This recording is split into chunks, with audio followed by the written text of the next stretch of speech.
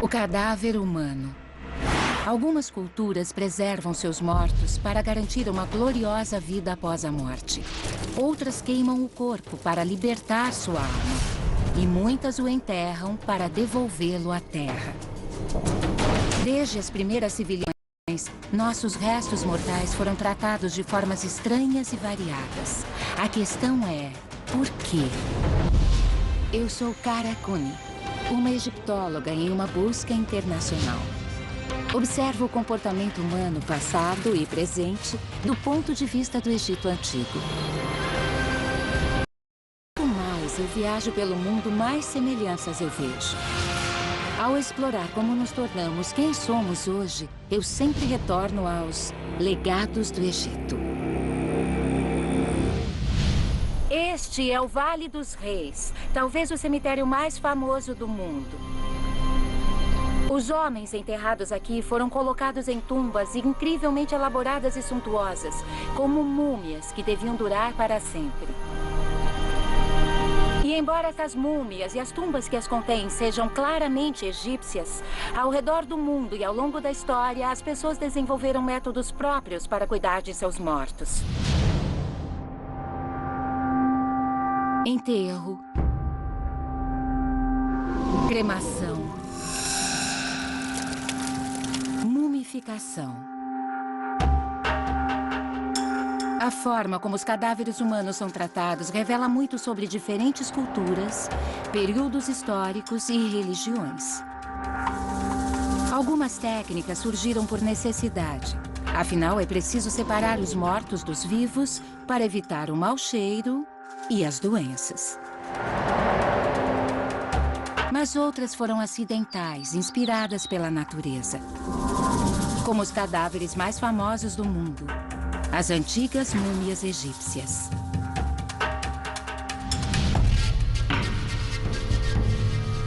Este é um cemitério em Fayum, 100 quilômetros ao sul do Cairo.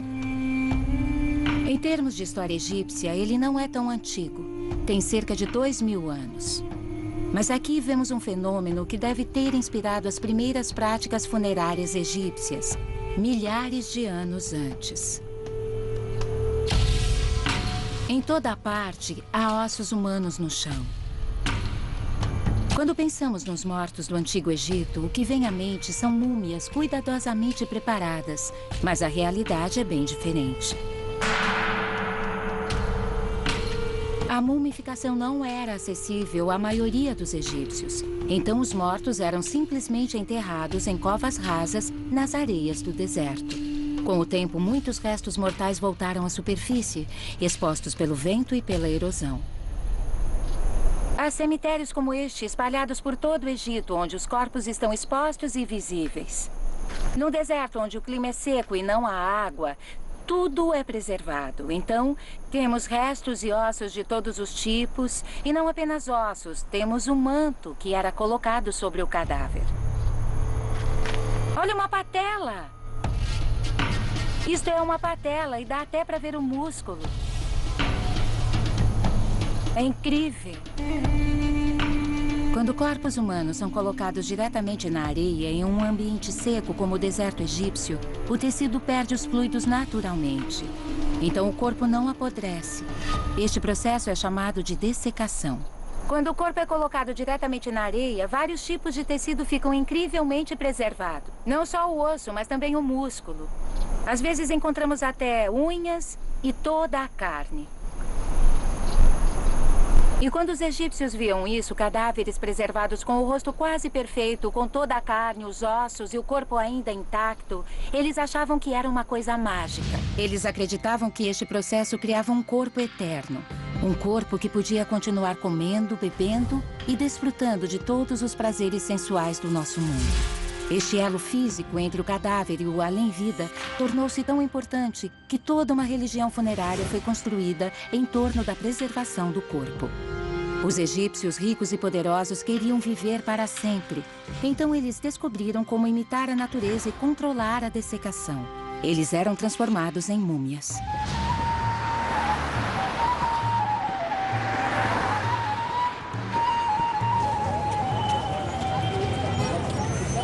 Museu do Cairo, entre as maravilhas e riquezas do passado egípcio, há uma área em que os visitantes devem baixar a voz em respeito aos moradores reais.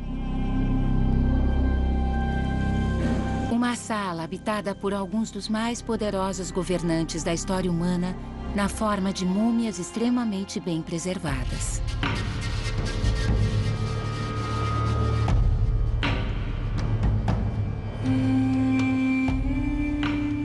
O processo era o seguinte. Primeiro, eles removiam os órgãos internos, já que os fluidos do fígado, estômago, intestino e pulmões aceleram a decomposição. Depois, mergulhavam o corpo num sal mineral chamado natrão, para eliminar toda a umidade dos músculos e da pele. Ele é um dos sais encontrados na areia do deserto egípcio. Quando o corpo estava seco, eles o removiam do sal e o tratavam com óleos, mantendo a pele flexível o bastante para não rachar e se desintegrar. Acreditava-se que a múmia resultante havia entrado num estado sobrenatural, mas ainda físico. E muitos destes corpos continuam intactos até hoje. Essa é a múmia de Ramsés II, um homem que viveu em 1250 a.C. e um dos maiores faraós do Egito. O tratamento deste corpo reflete isso, é uma obra-prima da mumificação. Seus traços faciais, sua pele e cabelo estão incrivelmente bem preservados. E é um corpo com mais de 3.000 anos. Mas os egípcios acreditavam que a mumificação do corpo não era o único pré-requisito para uma boa vida após a morte. Na margem ocidental da Luxor moderna, a 720 quilômetros do Cairo, encontram-se as tumbas dos habitantes mais ricos da antiga Tebas. Esta data de 1350 a.C. Eu estou na tumba de Ramose, vizir e homem muito rico da região de Tebas. E este desenho representa seu cortejo funerário, lembrando que ele encomendou e construiu esta tumba antes de morrer. Então, essa não é uma representação do cortejo verdadeiro, e sim a procissão ideal e perfeita que ele desejava. Retratados neste mural estão os objetos materiais que Ramose queria levar consigo para o além-vida. Acreditava-se que a tumba era um lar permanente, um lugar físico que seria habitado pelo cadáver. No dia do funeral, o corpo era enterrado com todas as posses materiais de que o corpo precisaria.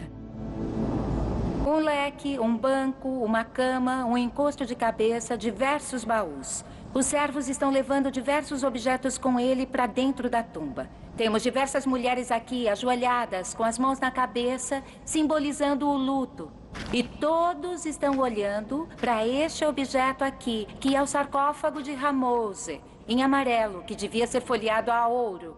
Feito de madeira nobre e dourado por fora, para que todos os presentes pudessem ver como este homem era rico. Mas todos os objetos eram inúteis sem os rituais funerários que permitiriam que o falecido os usasse. Um deles tinha como objetivo dar vida ao corpo mumificado dentro do sarcófago. É o ritual de abertura da boca. Os sacerdotes ficavam diante da múmia com diversos instrumentos e diversas oferendas. E abriam os olhos, o nariz, a boca e as orelhas para que a múmia chegasse no além-vida e pudesse ver, ouvir, cheirar e tocar. Ela partiria como um corpo ativado. Garantir a viagem do falecido para a vida após a morte era um processo complexo, caro e trabalhoso. Quanto mais poderoso o morto, mais elaborado o funeral. A expressão definitiva deste fato pode ser vista no enterro do rei Tutancâmon.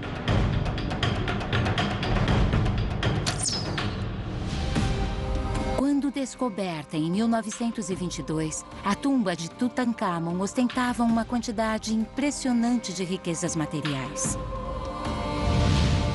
Carruagens ricamente decoradas, dezenas de móveis, barcos em miniatura e comida mumificada foram encontrados em sua tumba. Ele era um rei, mas também um homem. Tutancâmon foi enterrado com tudo que uma pessoa normal podia querer. Todo o necessário para se vestir, se alimentar e até móveis. Aqui temos um par de meias feitas de linho, uma série de luvas. E Tutancâmon também foi enterrado com centenas de tangas, a roupa de baixo da antiguidade.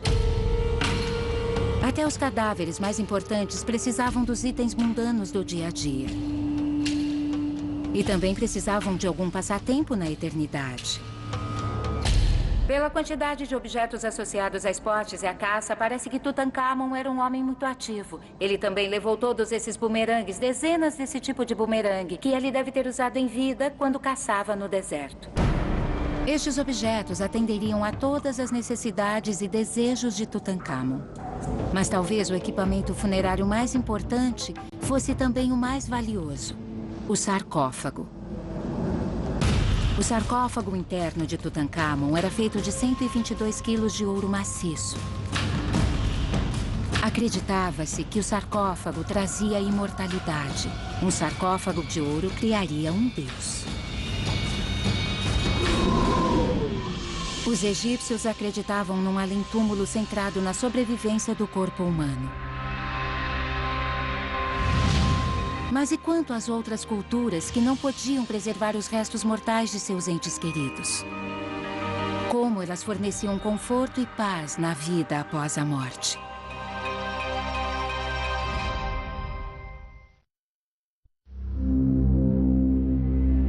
No interior da Itália, a 1 hora de Roma, encontra-se a cidade antiga de Cerveteri.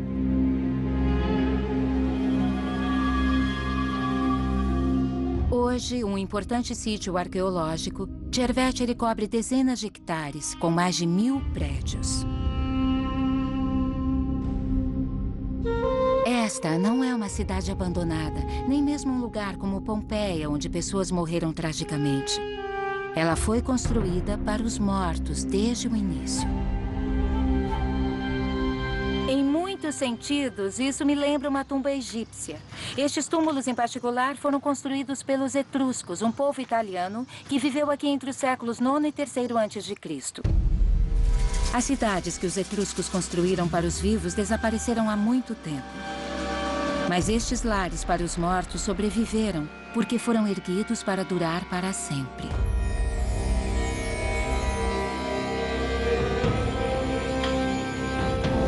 Tudo isso foi escavado em rocha sólida, essa pedra é tufo vulcânico, e foi construído para se parecer com uma casa. Então os etruscos enterravam seus mortos numa casa para que tivessem um lar por toda a eternidade. Esse detalhe aqui representa uma viga de madeira. Nós temos uma coluna aqui, e em todo lugar vemos essas camas para os mortos.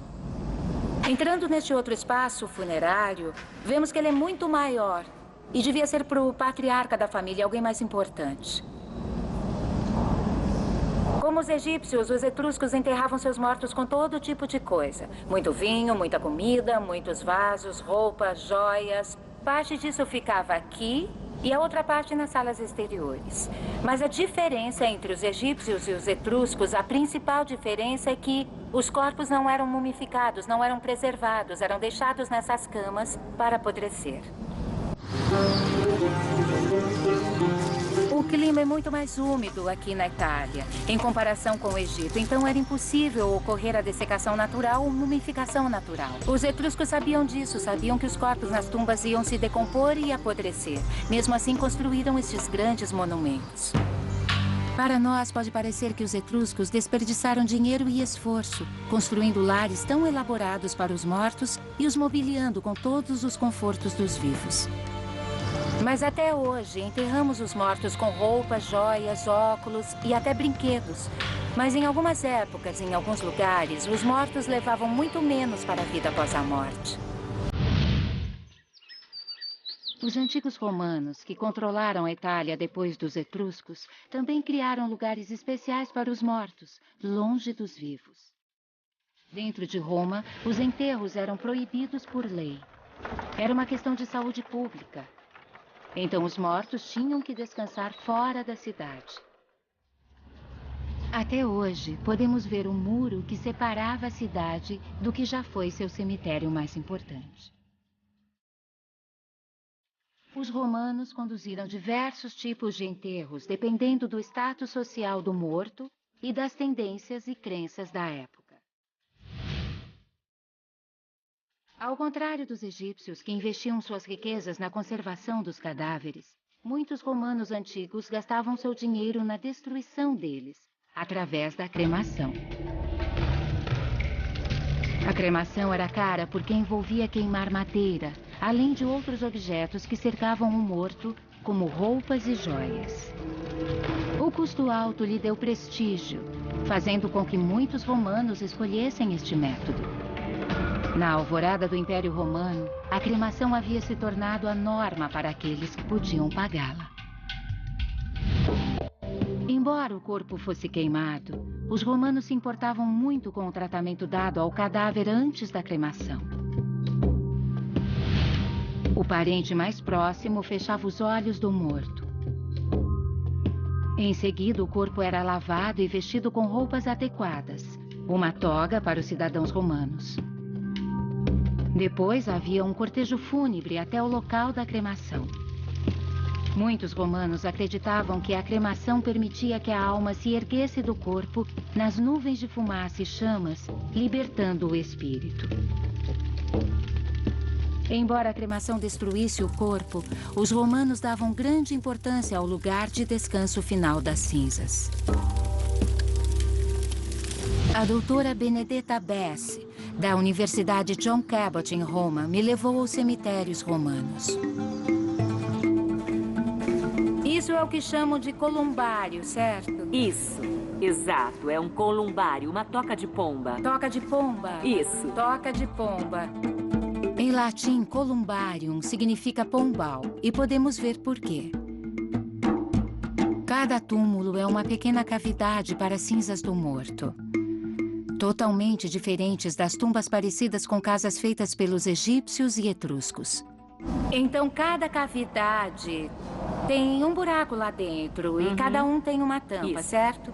Eles colocavam as cinzas lá dentro sem nada e cobriam com uma dessas tampas. Isso, é. Quem podia ser enterrado num espaço como esse? Num espaço como esse, nós encontramos membros, digamos assim, da classe média. Não estamos lidando com a aristocracia. Podemos ter alguns homens libertos, ex-escravos, que foram alforriados e escolheram ser enterrados com outros ex-escravos. E isso é uma instalação familiar? As pessoas eram enterradas com seus parentes? Como eu disse, pode ser para uma família, mas podia ser também para membros de alguma associação profissional.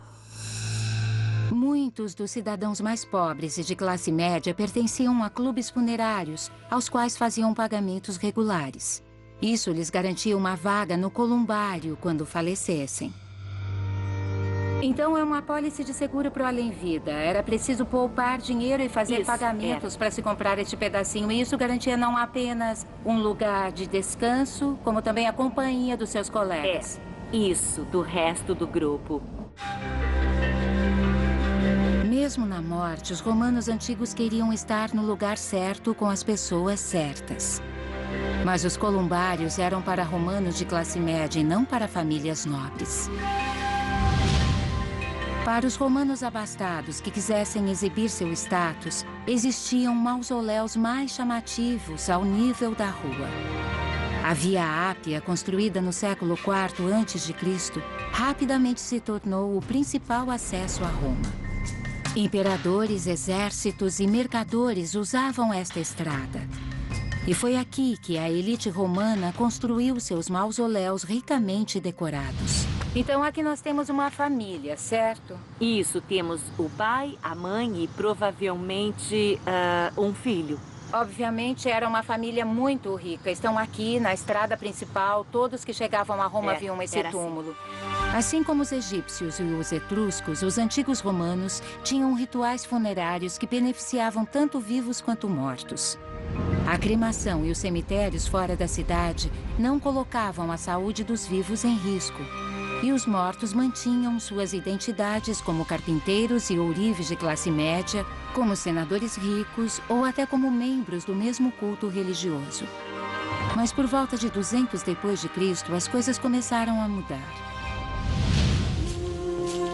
Uma nova religião tomou conta de Roma e transformou radicalmente as práticas funerárias.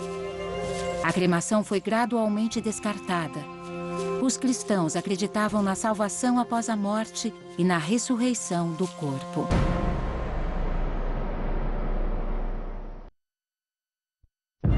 Nos arredores de Roma, ao longo da Via Ápia, há dezenas de antigos monumentos funerários em homenagem aos romanos ricos e nobres. Mas não longe dali temos as catacumbas romanas. Quilômetros e quilômetros de cemitérios subterrâneos.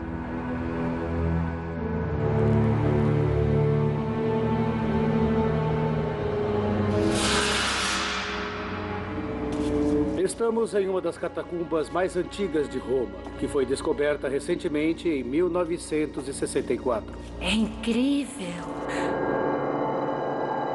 Alessandro Celani é um especialista em arqueologia romana e meu guia em um dos mais bem preservados destes labirintos funerários. Qual é a idade dessa catacumba? Essa data do ano 200 depois de Cristo. E foi encontrada intacta, então ainda há Isso, ossos foi e encontrada intacta. Podemos ver a bela interação entre os materiais originais, as oferendas e os ossos humanos que continuam visíveis, fornecendo um exemplo perfeito. É possível atribuir uma religião a esses túmulos? É possível dizer se são pagãos, judeus ou cristãos? É claro. Em primeiro lugar, foram todos enterrados. Então, não há evidência de cremação, porque os cristãos esperavam não apenas a ressurreição espiritual, mas também a ressurreição do corpo. Então, sua intenção era preservar o máximo possível dos corpos. Ao fim do século II a.C., a cremação havia se tornado a norma na Itália. Mas os cristãos acreditavam que Jesus voltaria à Terra e que eles precisariam de seus corpos novamente quando os justos fossem separados dos pecadores. Por isso, os cristãos precisavam de bem mais espaço para enterrar seus mortos. Então, Certo. os cristãos compravam terrenos pequenos e escavavam túneis no subsolo para otimizar o espaço que tinham. As catacumbas são complexos labirintos subterrâneos com galerias laterais que se dividem e se dividem novamente. Muitas estão 3 ou 4 níveis abaixo do solo. Elas contêm milhões de túmulos. Já foi dito que, se colocadas em linha reta, elas teriam o comprimento da Itália. Então, o enterro subterrâneo era uma novidade, assim como enterrar o corpo inteiro e não cremá-lo. Isso. E também ser enterrado numa comunidade religiosa. É, de fato. E tudo isso distinguiu os cristãos desde o início na sociedade romana. Uau! Olha só! Foram encontrados fragmentos de vasos que eram colocados nas catacumbas como oferendas aos mortos. Como pode ver, temos esqueletos e também ossos. E não eram pessoas pobres se podiam ser enterradas com vidro. Não, não eram pessoas pobres. Essa câmara pertence a uma única família, que tinha contatos com as famílias mais importantes de Roma na época. E os ossos continuam aqui. Temos uma mandíbula e parece que essa pessoa morreu bem velha a jogar pelos dentes do fundo. É. Os cristãos enterrados aqui não se importavam em exibir o status de sua família, mas estavam preocupados em permitir a ressurreição de seus corpos. Então eles acreditavam que caminhariam pela terra novamente quando Cristo viesse pela segunda O que também vez. explica por que em todas as tumbas podemos encontrar o primeiro nome da pessoa é que eles acreditavam que no fim dos tempos, depois do julgamento final, eles seriam chamados por seu primeiro nome e então iriam ressuscitar. Então o sobrenome não é importante, sim o primeiro nome. O mais importante é o primeiro nome. E é o oposto do que encontramos nos túmulos romanos, onde vemos o nome do clã, da família em destaque. E o primeiro nome não é importante.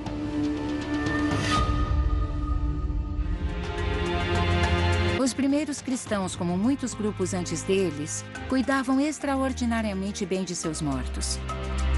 Como os egípcios e etruscos, eles enterravam seus corpos intactos.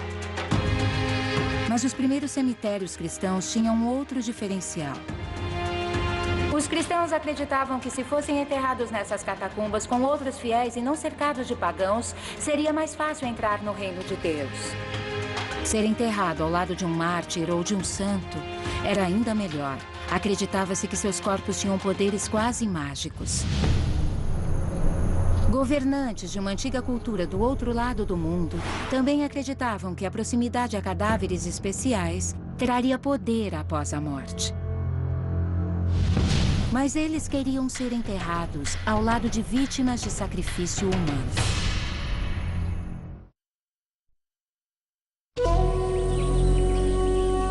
A cidade de Chanchan, na costa do Peru, foi o centro da cultura Timur.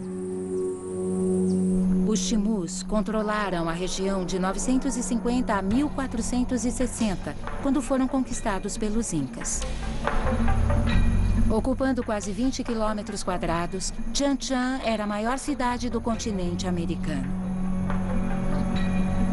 Ela era dominada por 10 complexos murados, palácios de onde os reis Timus governavam. 8 dos 10 continham uma grande tumba real como esta. Jason Tuohy é um arqueólogo americano especializado na pré-história andina. E esse é o túmulo de um dos reis. Isso. É uma das tumbas reais. Essa é a tumba principal, com o rei morto em uma das pontas. Como sabemos que é um túmulo real? Porque o tamanho e a escala da própria câmara funerária são muito maiores do que os da câmara funerária de uma pessoa normal. Assim como os egípcios, os Timus preservavam seus reis mortos. Eles usavam a secura do ar e da terra para criar uma múmia natural. E depois as enterravam nestes túmulos enormes. E eles também equipavam seus governantes com tudo o que seus corpos poderiam querer ou precisar na vida após a morte. Joias preciosas, móveis e até comida. Mas eles incluíam algo a mais. Algo que expressava o poder absoluto do rei. Quando um governante de um império grande como esse morria, ele ia bem preparado. E além das riquezas que devem ter sido colocadas em sua tumba, ele foi enterrado com centenas de vítimas de sacrifício. Ao redor do túmulo principal, há pelo menos 40 túmulos de serviçais ou criados que continham, provavelmente, sacrifícios humanos. Estou vendo dezenas desses túmulos secundários e todos foram preenchidos. Eles foram saqueados e nós os preenchemos para preservá-los. Mas isso não é exclusivo dessa plataforma funerária. Todas elas têm túmulos secundários ao redor do principal. O fato dele estar cercado de criados é outro sinal de que é um túmulo Sem real. dúvida. Esse é o que foi preservado e aberto. E também saqueado na antiguidade. Podemos descer e dar uma olhada, o que acha? Eu adoraria descer para olhar. Sempre que tenho a chance de entrar num túmulo, eu aproveito.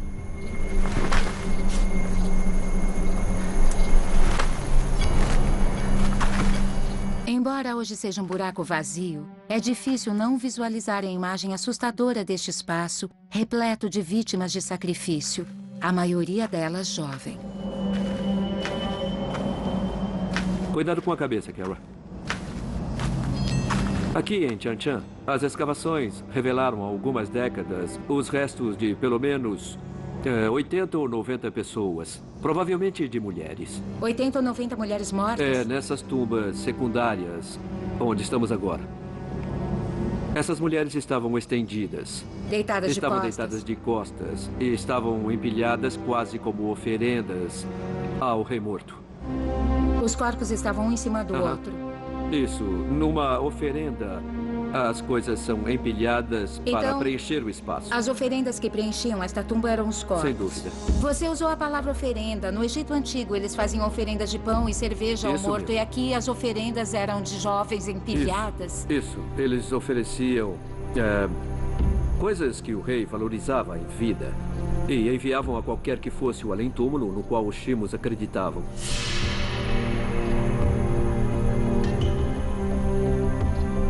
Ao longo da história, diversos governantes foram enterrados com riquezas materiais para usá-las no além-vida. Mas os reis Timus estão entre aqueles que levaram esta prática a um extremo assustador. Eles queriam que seus criados continuassem a servi-los por toda a eternidade. Os senhores de Timu deixavam claro que não apenas tinham autoridade sobre os vivos durante seu governo, mas que este poder divino se estendia após a morte. Outras civilizações da região também usavam corpos humanos para impor sua vontade. Corpos que já haviam sido enterrados.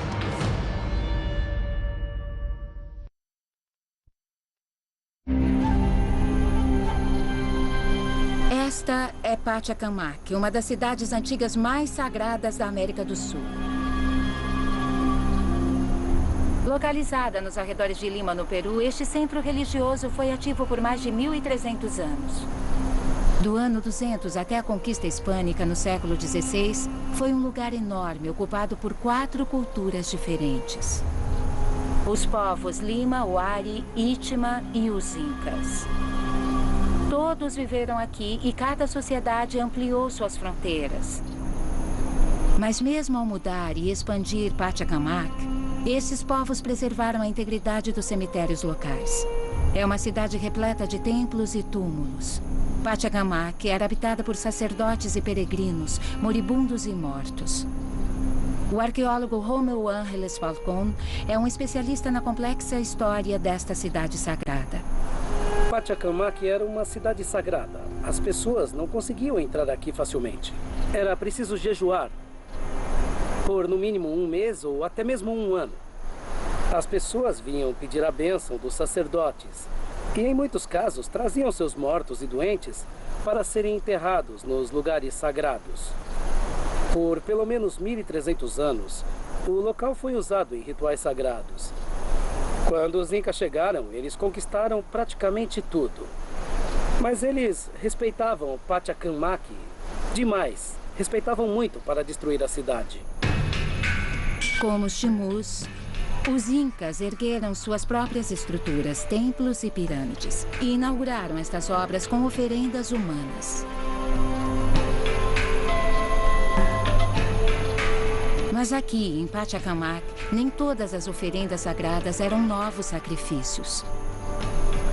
Em alguns casos, as pessoas traziam múmias como oferendas para dar ao prédio um valor ainda maior. Os povos dessas culturas abriam os túmulos antigos, removiam as múmias e as traziam para cá. Então eles consagravam estes lugares com as múmias antigas de culturas anteriores? Isso. Para os povos indígenas, os ancestrais sempre foram muito importantes. Os ancestrais oferecem as fundações para tudo. E isso dá uma grande importância espiritual para os corpos. E a morte é um elemento essencial disso tudo. Então os Incas desenterravam corpos de antigos cemitérios para legitimar seu reinado, justificar uma invasão ou consagrar um novo templo. Eu tive a oportunidade incrível de examinar uma destas múmias. Ela está sendo estudada no laboratório do sítio arqueológico. É uma múmia de mulher com cerca de 1000 anos. Ela foi preservada através da dessecação natural pelo clima seco da região. Essa múmia teve um enterro típico da época. O morto era colocado em posição fetal, porque eles acreditavam que, quando a pessoa morria, ela também renascia. Ele era colocado na posição de uma criança no útero da mãe. Então a terra se transformava em mãe-terra. Eu já vi muitas múmias no Egito, mas esta é a primeira múmia peruana e elas são muito parecidas. Dá para ver os tendões, os músculos, a pele. Obviamente o cabelo está lindamente preservado. As roupas e joias enterradas com esta mulher sugerem que ela morreu no século IX ou X. E por estar enrolada em diversas camadas de tecido e usar adornos exóticos, ela provavelmente foi alguém importante, com status social elevado. Ela tem um colar que não é desta área, que vem de além das montanhas da selva peruana. Ela também tem moluscos e conchas que podem ser da costa peruana.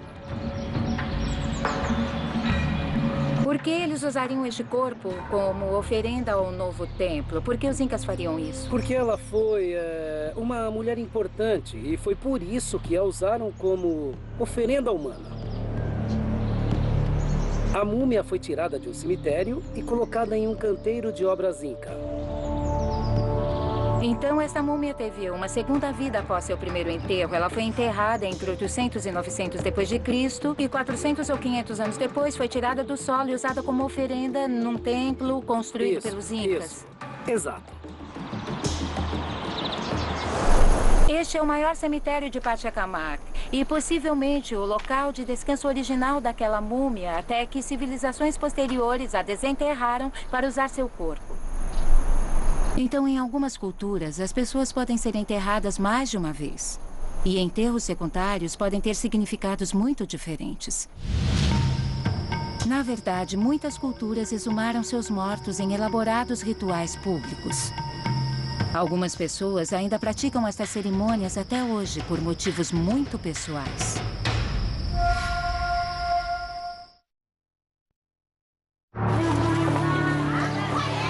Hanoi é a capital da República Socialista do Vietnã. É uma cidade urbana e moderna. Mas aqui, uma antiga prática funerária continua bem viva. Durante 2 meses por ano, sussurros perturbam o silêncio noturno dos cemitérios de Hanoi. Os restos mortais de entes queridos estão sendo exumados. E eu tenho a rara oportunidade de acompanhar a cerimônia. É uma tradição fúnebre conhecida como enterro secundário. Um ritual estranho para o mundo ocidental moderno. Os moradores locais chamam a cerimônia de Bok Mo.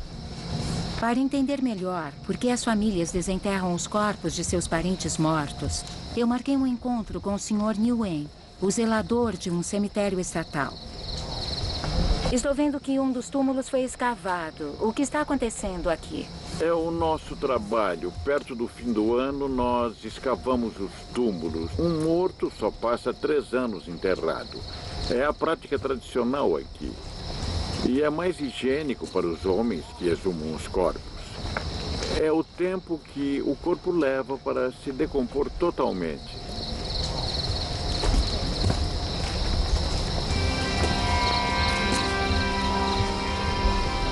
Os praticantes do Bok Mo acreditam que o falecido passa os 3 primeiros anos após a morte em um estado de inquietude e transição, quase como se estivessem em um casulo.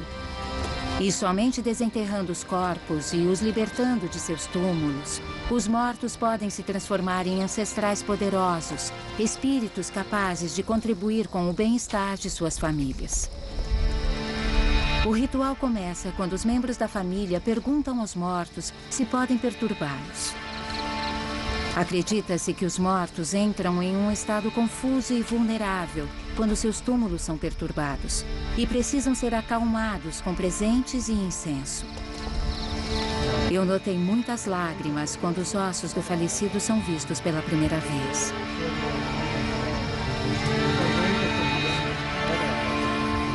Deve ser um choque para os familiares ver seu ente querido transformado da pessoa que foi enterrada em tecido molhado e uma coleção de ossos.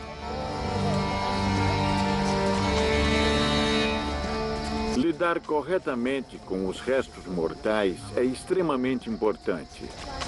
E esse é o tipo de trabalho que não pode ser feito uma segunda vez porque é um ritual de coragem e virtude. E esse é o ato final para levar o falecido a um novo lar.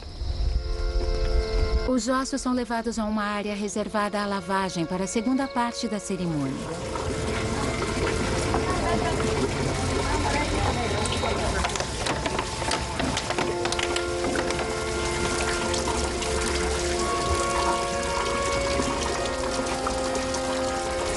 Depois que a carne e a terra são removidas, os restos mortais ficam negros e brilhantes.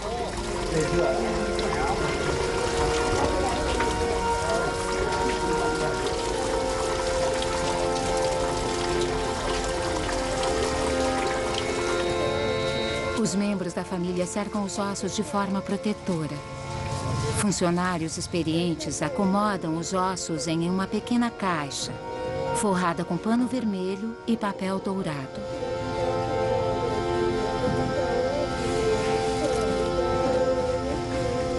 Os ossos rearranjados serão levados a um lugar próximo à casa da família. Eles reconstituem a coluna perfeitamente. Eles sabem a ordem das vértebras. A cabeça fica virada para fora. A pelvis é colocada. Eles embalam o corpo numa caixa pequena. É lindo. De certa forma, se formos pensar, 3 ou 4 anos é o tempo que as pessoas levam para superar a morte. Os familiares estão aqui assistindo e têm a oportunidade de aceitar a morte de seus entes queridos com o tempo. Até os menores ossos são colocados no novo caixão. O homem desta cerimônia morreu aos 97 anos. E sua família explica que ele será um ancestral muito influente. De uma pilha de ossos, seu corpo se transforma em uma forma compacta, organizada e poderosa. Um ser espiritual que poderá ajudar sua família. Alguém com quem poderão conversar. Para seus parentes, este homem vietnamita, 3 anos após sua morte, foi agora transformado em um espírito abençoado, em paz com sua nova existência. O que eu acabei de ver com as pessoas exumando os corpos de seus parentes, limpando os ossos com cuidado e observando enquanto eles são colocados numa caixa é um verdadeiro ato de amor, mas mais do que isso é uma forma de se ficar cara a cara com a morte de uma forma que não ocorre no Ocidente, tocando os ossos dos familiares mortos e compreendendo que eles foram para outro lugar. Mas o mais incrível é que eles pegam os ossos, embalam e os levam para casa com eles. No Vietnã, o cemitério não é visto como um local de descanso eterno, mas de transformação. No início do ritual, as famílias pareciam ter medo de perturbar os mortos. Mas no fim, todos pareciam mais tranquilos. Alguns ficaram até aliviados ao tocar os ossos de seus entes queridos, confortados pela ideia de não tê-los deixado apodrecer na terra úmida e de que poderão honrá-los com um novo lar.